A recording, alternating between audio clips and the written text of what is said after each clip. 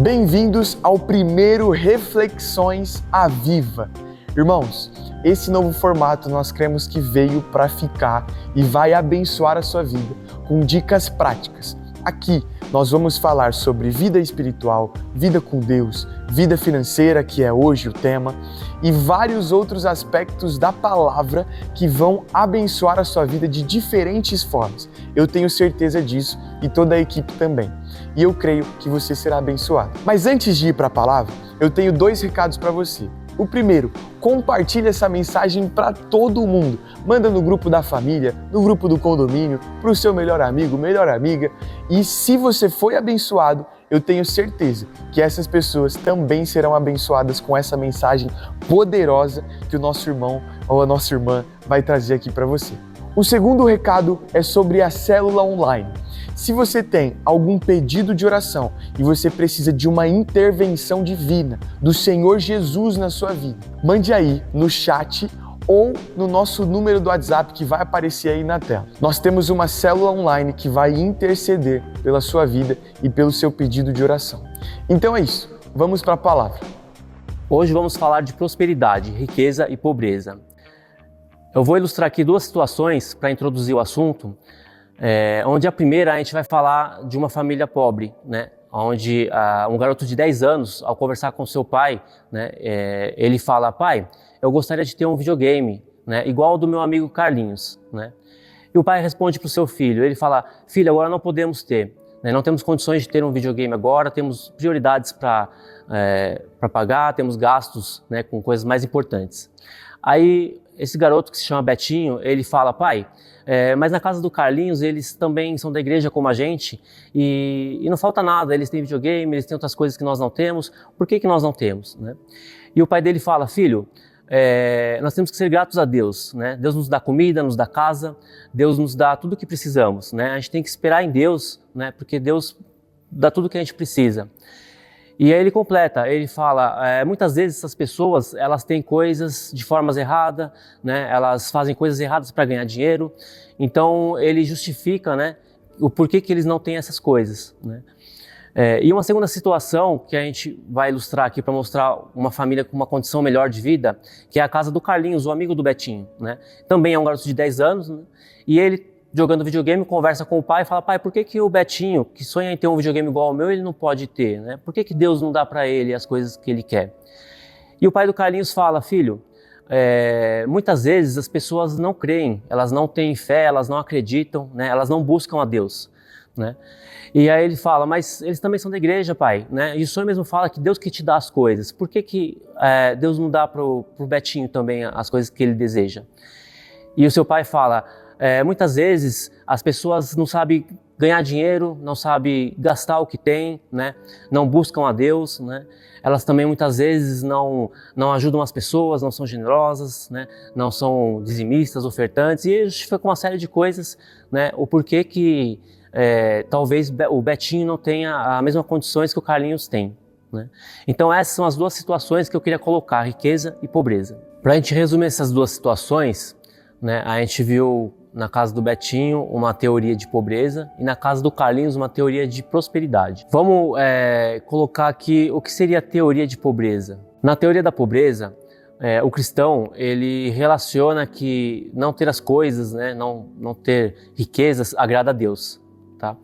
Então ele se baseia muitas vezes em alguns versículos da Bíblia, como por exemplo Lucas 14:33, aonde diz: assim, pois, qualquer de vós que não renuncia a tudo quanto tem, não pode ser meu discípulo. Um outro versículo também para ilustrar isso, que acho que é bem interessante, é Lucas 18:22-23, que diz: ouvindo Jesus, disse-lhe: uma coisa ainda te falta, vende tudo que tens, dá aos pobres e terás um tesouro nos céus. Depois vem e segue-me. Mas ouvindo essas palavras ficou muito triste, porque ele era riquíssimo. Então o que acontece? A gente tem outros versículos também que exemplificam isso, mas muitas vezes o cristão ele se apega a esses versículos, né, e não consegue enxergar o lado da prosperidade. Na teoria da prosperidade, o cristão se baseia de que Deus quer que ele tenha todas as coisas, que ele prospere, que ele tenha riquezas, né? E a gente pode ver isso em Salmos 35, 27. Muitas vezes o cristão ele se baseia em versículos desse tipo, como glorificado seja o Senhor, que se compraz na prosperidade do seu servo, né? Ou até mesmo lá em Deuteronômio 8:18, a gente tem lá: o Senhor determinará que a bênção esteja nos teus celeiros e em tudo o que colocares as mãos, e te abençoará na terra que te dá o Senhor, teu Deus, né? Então, o que acontece? Alguns versículos servem, né, são usados pelos cristãos para poder justificar ou a teoria da pobreza ou da prosperidade, né? Embora a gente tenha duas situações distintas, na verdade é o mesmo raciocínio, né, que é o ter ou não ter. Essa é uma visão humana de como ter, né, de como lidar com as finanças, como lidar com os dons que Deus te dá, e muitas vezes as pessoas usam versículos da Bíblia para poder se dar um suporte para esse tipo de teoria. Agora vamos ver uma visão aos olhos de Deus, né? Deus tem uma outra forma de ver, né, as coisas. E aí a gente pode começar usando o versículo que está lá em Lucas 16, 10, 13. Né? Quem é fiel no pouco também é fiel no muito, né? Quem é desonesto no pouco também é desonesto no muito. Assim, se vocês não forem dignos de confiança em lidar com as riquezas deste mundo ímpio, quem lhes confiará as verdadeiras riquezas? E se vocês não forem dignos de confiança em relação ao que é dos outros, quem lhes dará o que é de vocês? Nenhum servo pode servir a dois senhores, pois odiará um e amará o outro, ou se dedicará a um e desprezará o outro. Vocês não podem servir a Deus e ao dinheiro. Então essa é uma visão de Deus, né, sobre as nossas vidas. Um outro versículo que a gente pode utilizar para entender como Deus nos vê, né, como Deus vê nossa vida financeira, os nossos dons, está lá em Mateus 25, de 14 a 30. Tá? Eu dei uma resumida, mas é a parábola dos talentos, né, que diz que um senhor saiu e deixou, né, 5 talentos com um dos seus servos, 2 talentos com outro servo e mais 1 talento com o terceiro servo.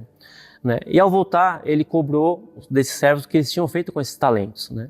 O primeiro servo multiplicou por mais 5, né, os seus talentos, o segundo multiplicou por mais 2 os seus talentos, e o terceiro, na verdade, ele guardou esse talento e entregou de volta, né, ao seu senhor. Né? E ele, muito nervoso, falou, né, que ele era um servo mau, que ele não sabia cuidar das coisas dele. Né? E tirou esse talento desse último servo e deu para o que tinha 5. Né?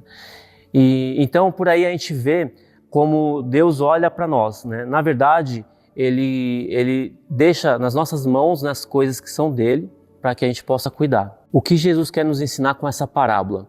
Ele quer nos ensinar, né, que Deus nos recompensa, né, pela nossa fidelidade, né, pela nossa lealdade. Ele quer nos ensinar que Deus nos recompensa conforme a nossa capacidade, né? E Ele espera que nós nos capacite, né, para poder cuidar do que Deus nos deu. E aqui vem a pergunta, né? Somos proprietários ou somos administradores? Né? Então, se a gente for lá em Provérbios 8:14, né, Deus diz para nós, né, meu é o conselho sensato, a mim pertencem o entendimento e o poder. Eu também quero ilustrar com o versículo de Ageu 2:8, que diz: minha é a prata, meu é o ouro, diz o Senhor dos exércitos. Né? E para completar, em Ezequiel 18:4, ele diz: eis que todas as almas são minhas, né, como a alma do Pai e também a alma do Filho é minha. Olha que interessante, Deus fala em Provérbios que os conselhos, né, todo entendimento e o poder é dele. Né? Aí ele fala depois que a prata e o ouro é dele, e ele também fala que as almas são dele. Então isso nos mostra que tudo que a gente tem pertence a Deus, né? As nossas vidas, os nossos dons, né? E isso não se aplica só na vida financeira, a gente também tem que aplicar isso no nosso cotidiano, né? Qual é o dom que Deus te deu? Você está multiplicando? Né? Como você está administrando tudo que Deus te deu? Né? Você tem sido grato e multiplicado, né, cada dom, cada momento que Deus te deu, a sua família, o seu trabalho. Hoje eu não tenho o trabalho dos meus sonhos, mas se você for fiel no pouco, Deus vai te colocar no muito. E para a gente fechar aqui, eu queria colocar um último versículo, que é Jó 41:11. Né? E lá diz: quem primeiro me deu alguma coisa que eu lhe deva pagar? Né? Tudo que há debaixo dos céus me pertence. Né? Então isso é Deus falando com a gente. Né? Tudo que tem aqui pertence a Deus. Então nós não damos nada para Deus, né, antes de que Ele já tenha nos dado alguma coisa. Então Deus já nos deu tudo que precisamos, né? E se a gente for fiel e nos capacitarmos para receber mais, Deus vai com certeza nos dar cada vez mais. E é essa parte que a gente está tentando mostrar aqui nesse tema de finanças, que é prosperidade, riqueza e pobreza, né? Que, na verdade, o que Deus quer é que a gente tenha uma vida abençoada aqui na Terra, mas tudo que tem aqui é dele, né? Nada pertence a nós. E se você foi abençoado com essa mensagem, compartilha, né? Envia para um amigo, para alguém que talvez esteja precisando ouvir essa palavra, né? E estaremos aqui na próxima quarta-feira para uma nova mensagem. Até mais.